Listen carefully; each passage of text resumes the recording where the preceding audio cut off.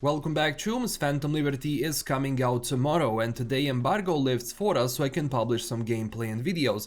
I will keep it story spoiler free for now until most people go through the expansion properly, but in this video I will give you some basic hints and guides on what you should be doing when you arrive in Dogtown. One of the first activities you will see when you enter Dogtown are airdrops. Airdrops are repeatable events which trigger randomly as you explore the area or just play the game. Usually, I think for me, cooldown for drops was around 20ish minutes, so you will be getting those a lot. You will see a drone dropping something and red smoke will be coming from that crate, so it's easy for you to see it and navigate to the location. There is also going to be a sound cue, so it won't really be a problem to notice it. Usually there are a few things which can happen on the airdrop, like having two different gangs fight over it, or it's going to be completely guarded by Barghest. You can freely initiate combat here because it won't activate wanted system or give you stars. After you clear the drop, you will have to hack the crate. If you haven't done this already, it's easy. You just have to click on the right code piece in the row. Before you start the hack, you can wait and look at the combinations to see which ones you can do. Timer won't start until you click the first button. In these crates you will find crafting pieces, XP progression shards for your skills. I also got weapons, cyberware mods and attachments for weapons. Usually you can also get clothing pieces, but for me that was rare.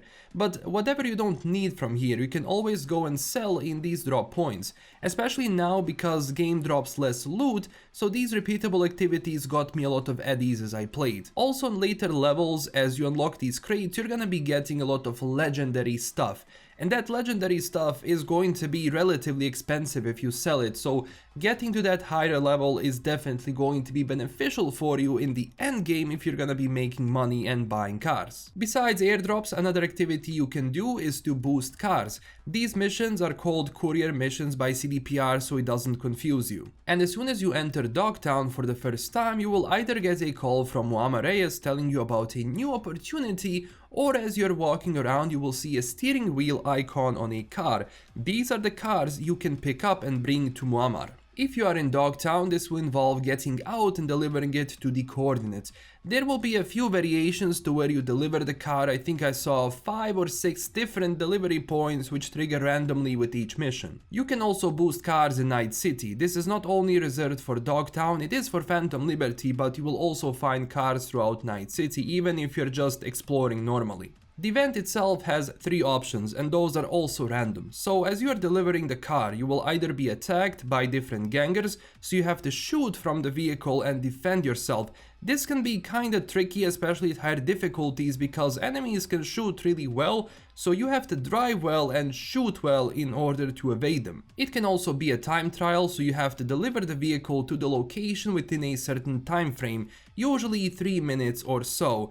It's kinda rough at the beginning. I was having issues making these deliveries because no matter how fast I drive, like the delivery time took me like maybe with 15 or 10 seconds left. And don't worry, you're not gonna be attacked during this one, so if it's a time trial it's going to be safe. You can just drive fast and there's not gonna be people attacking you unless you initiate a wanted level, but that's a different story. And the third option is for a vehicle to already be driving, so you have to either hack the car or did what I do, and that's basically park in front of it and steal it when it stops.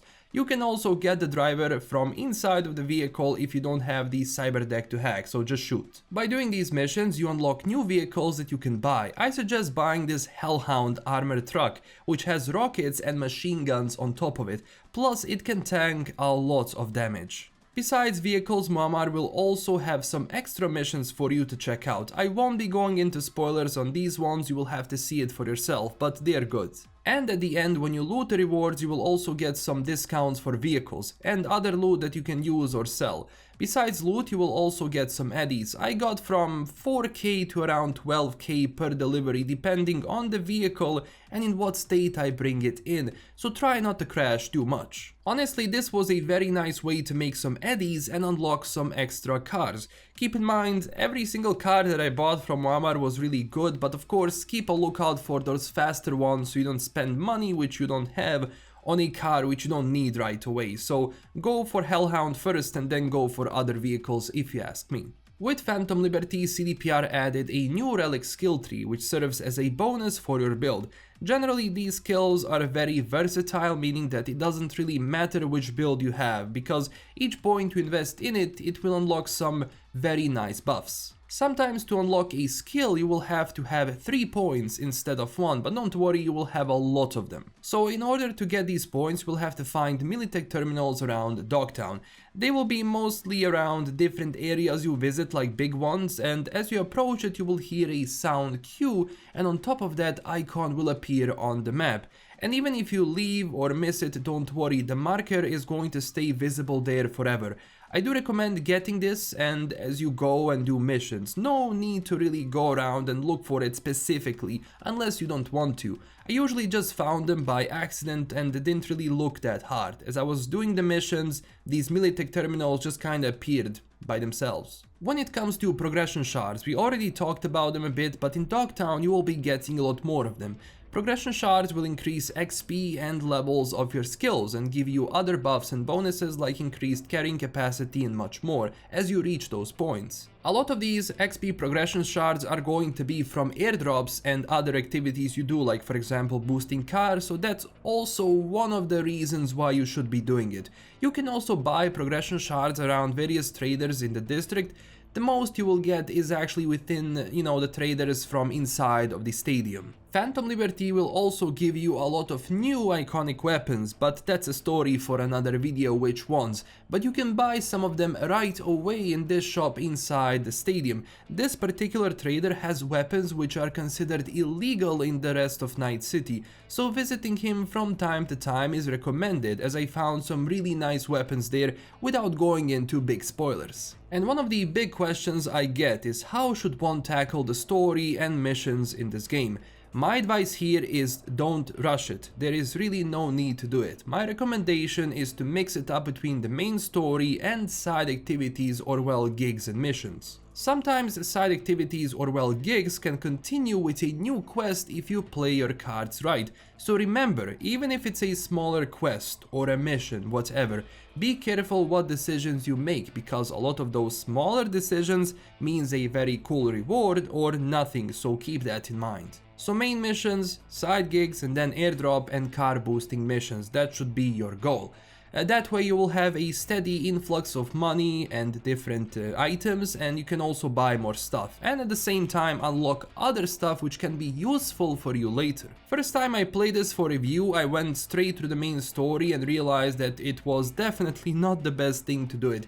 Take it slow and enjoy Dogtown, because as you are doing that main mission, you will basically unlock, or well, you will meet people which are gonna be offering you different side gigs and activities. So it's up to you to really kinda, take a break a bit, do this, and then go back to the main stuff. And in case you are thinking, where are my missions? Why is nothing happening from time to time? Well, usually for some it takes time to trigger. As for some, some time will have to pass, so a few days, or you might do one of the main missions and that's going to unlock. Also, other gigs can unlock as you level up and actually progress through the main story, so they won't be available right away. And for the end, there is also another cool thing which you can do in the stadium. Don't worry, this is not a spoiler, and that's Wardrobe Randomizer. You can find it next to this clothing trader. I actually got some nice pieces for my transmog. There could also be some secrets here which I don't know about yet, but give it a shot. Although it's not cheap, you're gonna be paying some eddies per that randomized clothing you're gonna be getting, but honestly, it was giving me some really nice loot. So chooms, these were my beginning tips and tricks for Phantom Liberty. I just scratched the surface with this. There is so much more to show, but I will leave that for later when everyone gets into the game properly. Thank you for watching. Don't forget to like and subscribe for more Phantom Liberty and join our community on Twitter and Discord. If you have any questions, drop them down below and I will answer if I know. Huge thanks to my current Patreon supporters, and stay classy chooms. I will see you very soon with a new video. Bye bye.